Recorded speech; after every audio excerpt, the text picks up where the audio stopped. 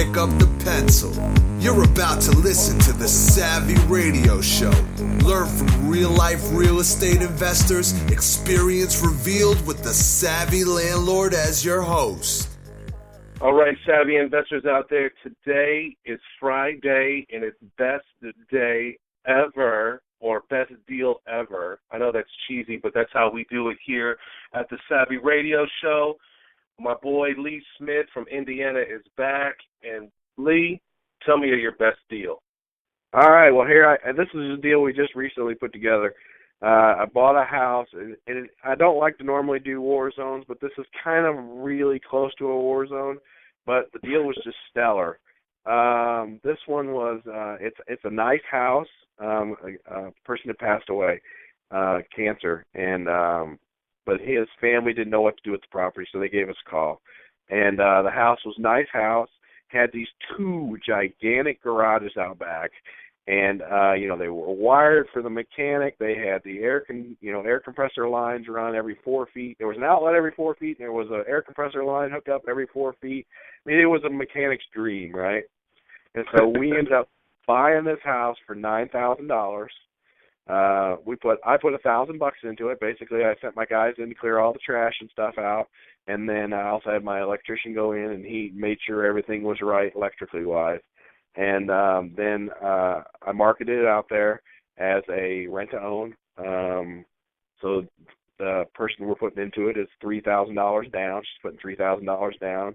She's going to pay $40,000, or the $37,000 over 15 years at 8% interest.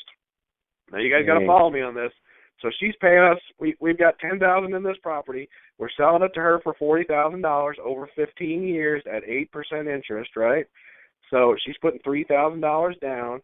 Now, in 6 months, I got one of my investors who wants to buy 5 years of that note, and my investor is going to get a 10% return on that 5 years of note, and you can get your financial mortgage calculators out. You can figure this all out. So I'm just going to tell you the hard numbers here. So I got $10,000 in this property. This girl's giving me $3,000 to buy this property. I'm going to sell 5 years of the note to an investor of mine for $14,000 and some change, right?